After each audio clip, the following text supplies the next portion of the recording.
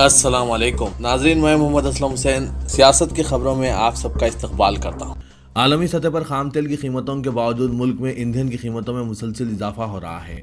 ہفتے کے روز مسلسل 12ویں دن پیٹرول اور ڈیزل کی قیمتوں میں اضافہ دیکھا گیا ہے۔ دہلی میں پیٹرول کی قیمت آج یعنی ہفتے کے روز 49 پیسے اضافے کے ساتھ 90 روپے 58 پیسے فی لیٹر ہو گئی ہے، جبکہ ڈیزل کی قیمت 37 پیسے اضافے کے ساتھ 80 روپے 97 پیسے فی لیٹر ہو گئے ہیں۔ مغربی بنگال میں ایک نامزد عدالت نے وزیر داخلہ امت شاہ کو سمن جاری کرتے ہوئے 22 فروری کو انہیں شخصی طور پر یا وکیل کے ذریعے حاضر ہونے کی ہدایت دی ہے۔ یہ معاملہ ترنمول کانگریس کے رکن پارلیمنٹ ابھیشیک بنرجی کی جانب سے ان کے خلاف داخل کردہ تاخیر کے ایک مقدمہ ہے۔ خصوصی جج نے سمن جاری کرتے ہوئے امت شاہ کو 22 فروری کو صبح 10 بجے حاضر ہونے کی خواہش کی ہے۔ ابھیشیک بنرجی ممتا بنرجی کے بھانجے ہیں۔ مشرقی لداخ کی وادی گلوان میں ہندوستانی فوجیوں کے ساتھ پرتشدد تصادم کے 7 مہینے بعد چین نے آج آخرکار اعتراف کیا ہے کہ اس تصادم میں اس کے 5 فوجی مارے گئے تھے۔ چین کی وزارت خارجہ کے حوالے سے چینی فوج کے سرکاری اخبار نے بتایا کہ اس تصادم میں مارے گئے 5 فوجیوں میں ایک کمانڈر بھی شامل تھا۔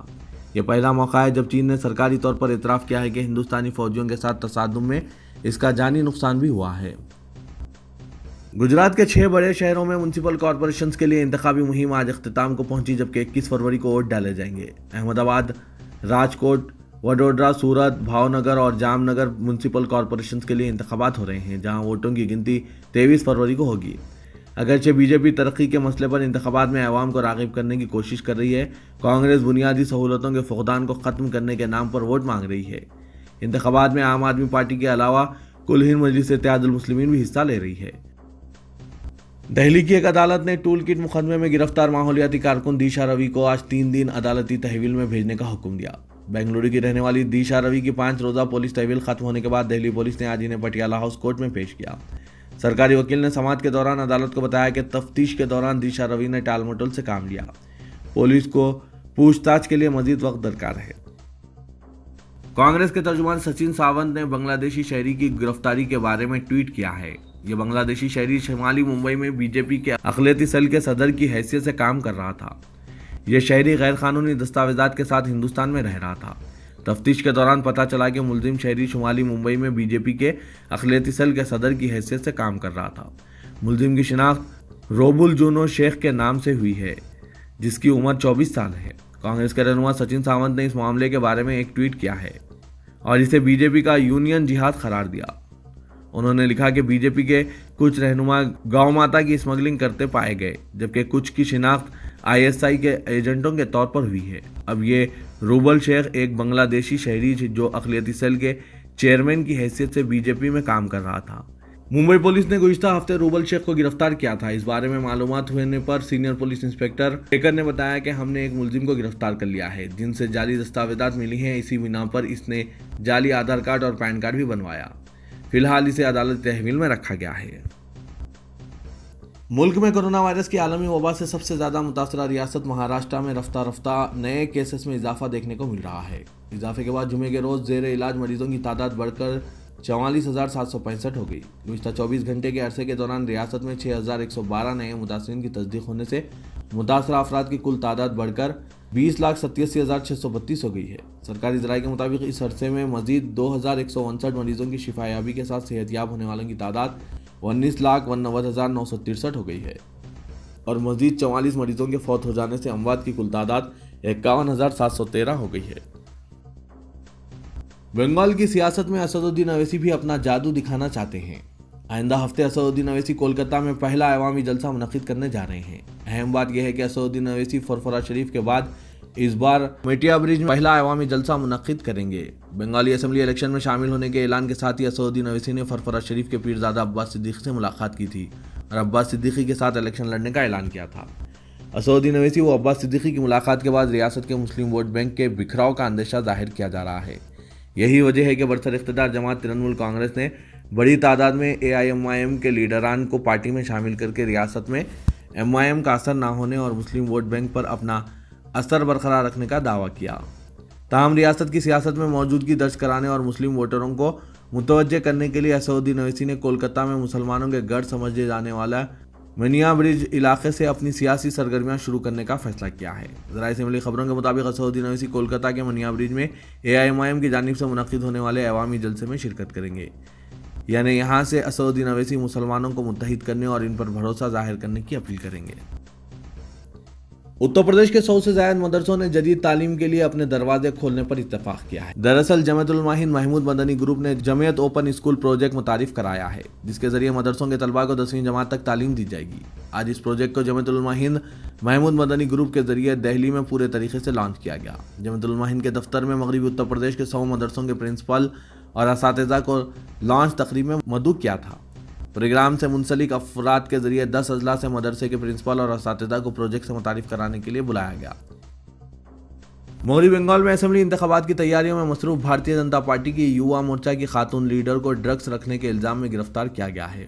پولیس نے بی جے پی کی خاتون لیڈر کو 100 گرام کوکین کے ساتھ گرفتار کیا ہے۔ بی جے پی کی اس یووا مورچہ کی لیڈر کی شناخت پامیلا گوسوامی کے طور پر ہوئی ہے۔ پولیس افسران کا کہنا ہے کہ پامیلا گوسوامی کو جمعے کو ان کی کار میں اس وقت گرفتار کیا گیا جب وہ کوکین لے کر جا رہی تھی۔ تیل برآمد کرنے والا دنیا کا سب سے بڑا ملک سعودی عرب اپنی معیشت کا تیل پر انحصار کم کرنے کے لیے متعدد اقدامات اٹھا رہا ہے، اور اس سلسلے میں ان کا تازہ ترین فیصلہ ہے کہ کوئی بھی غیر ملکی کمپنی اور تجارتی ادارہ جو سرکاری معاہدہ حاصل کرنا چاہتا ہے اسے سعودی عرب میں اپنا دفتر کھولنا ہوگا۔ سعودی حکومت کے اس فیصلے کا اطلاق 2024 سے ہوگا۔ سعودی عرب کی معیشت مشرق و سطح کے خطے میں سب سے بڑی ہے اور سعودی عرب سیاسی نقطہ نظر سے علاقائی طاقت ہے، اور یہ ہے شہزادہ محمد بن سلمان کا ارادہ ہے کہ 2030 تک سعودی عرب کو معاشی اور تجارتی مرکز بنا دیا جائے۔ سعودی عرب کے حالیہ اعلان نے پڑوسی ممالک میں کافی ہلچل مچا دی ہے۔ اس فیصلے سے سعودی عرب کا قریبی اتحادی متحدہ عرب امارات بھی تشویش کا شکار ہے، کیونکہ کئی لوگوں کی نظر میں سعودی فیصلہ دبئی سے مقابلہ کرنے کی کوشش ہے۔ تلنگانہ کے وزیر اعلیٰ کے چندر شیکھر راؤ نے محکمہ مال میں جاری اصلاحات اور خاص طور پر لینڈ مینجمنٹ کے معاملات میں بہتری پر زور دیا ہے۔ انہوں نے کہا کہ ریاست میں بہت جلد زرعی اراضیات کا ڈیجیٹل سروے کیا جائے گا اور اراضیات کے لیے درکار دستاویزات جاری کیے جائیں گے۔ چیف منسٹر نے محکمہ ریونیو کی کارکردگی اور دھرانی پورٹل پر جائزہ اجلاس منعقد کیا۔ چیف منسٹر نے حکام کو ہدایت دی کہ زرعی اراضیات کے ڈیجیٹل سروے کے لیے ٹینڈرز طلب کیے جائیں۔ وزیر اعلیٰ نے دھرانی پورٹل کی کارکردگی پر مسرت کا اظہار کیا اور کہا رجسٹریشن کے معاملات میں شفافیت پیدا کرنے میں کامیابی ملی ہے۔ انہوں نے کہا کہ پورٹل کامیاب ثابت ہوا ہے اور نئے ریونیو ایکٹ کے تحت محکمے میں کئی اہم تبدیلیاں کی گئی ہیں۔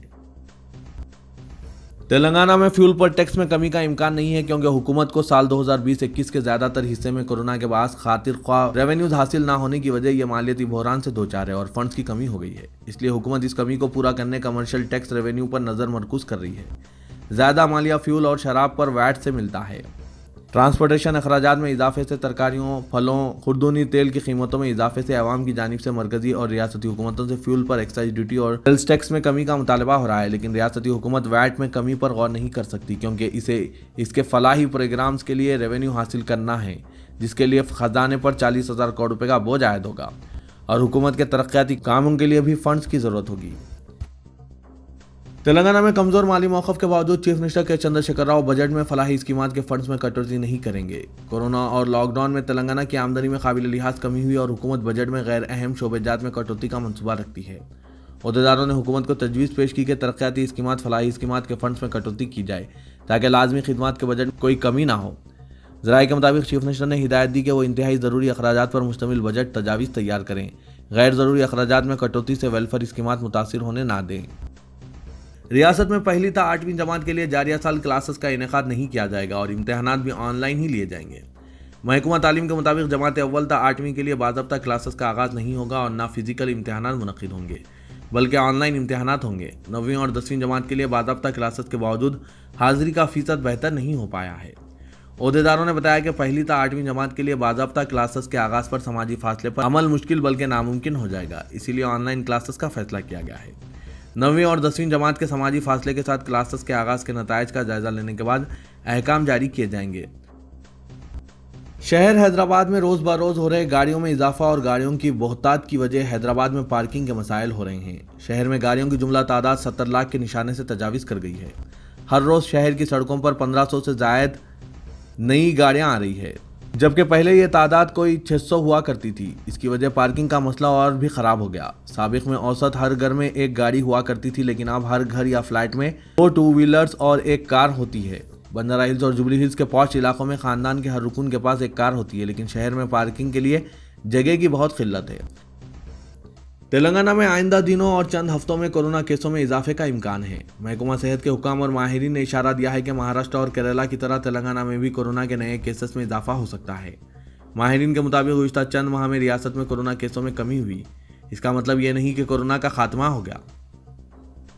ماہرین نے متنبہ کیا ہے کہ آئندہ دنوں میں کورونا کے پھیلاؤ میں اضافہ ممکن ہے۔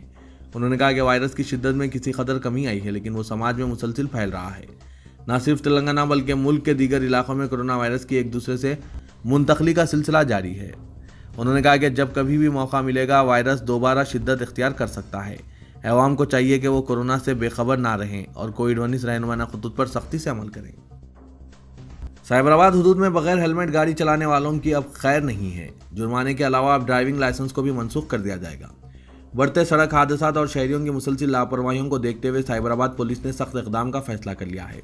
سائبر آباد پولیس کی جانب سے اب بغیر ہیلمٹ گاڑی چلانے والوں کو 100 روپے جرمانے کے علاوہ لائسنس منسوخ کر دیا جائے گا۔ اس اقدام پر عمل آوری کے لیے پولیس نے شارٹ فلم بھی جاری کر دی اور اپنے اس سخت اقدام کا جواز پیش کرتے ہوئے موٹر وہیکل ایکٹ 2019 کے ترمیمی قوانین کی دفعات کا حوالہ دیا ہے اور دفعہ 206 کے مطابق بغیر ہیلمٹ گاڑی چلانے والوں کے ڈرائیونگ لائسنس کو منسوخ کر دیا جائے گا۔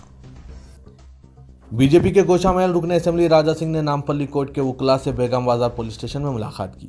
وکلاء ایڈوکیٹ جوڑے کے قتل کے خلاف احتجاج کر رہے تھے تو پولیس نے انہیں حراست میں لے لیا تھا، جس کے بعد رکن اسمبلی راجا سنگھ نے ان سے بات کی اور قتل کے پس پردہ افراد کی نشاندہی تک بی جے پی کی جانب سے حکومت پر دباؤ بنانے کا اعلان کیا ہے۔ ہندوستانی ٹیم کے سابق کپتان و حیدرآباد کرکٹ ایسوسی ایشن کے صدر محمد اظہرالدین نے IPL ہراج میں حیدرآبادی کھلاڑیوں کو سن رائزرز کی ٹیم میں شامل نہ کیے جانے پر افسوس کا اظہار کیا۔ رواں برس کھیلے جانے والے IPL کے لیے کل چنئی میں کھلاڑیوں کا ہراج ہوا، جس میں سن رائزرز نے محض 3 کھلاڑیوں کو حاصل کیے، جن میں off spinner Jagdish Suchith, batsman Jadhav اور افغانستانی لیگ اسپنر مجیب الرحمان شامل ہیں۔ اظہرالدین نے ٹویٹر پر کہا کہ یہ بات مایوس کن ہے کہ حیدرآباد کی ٹیم نے شہر سے تعلق رکھنے والے کسی بھی کھلاڑی کو حاصل نہیں کیا۔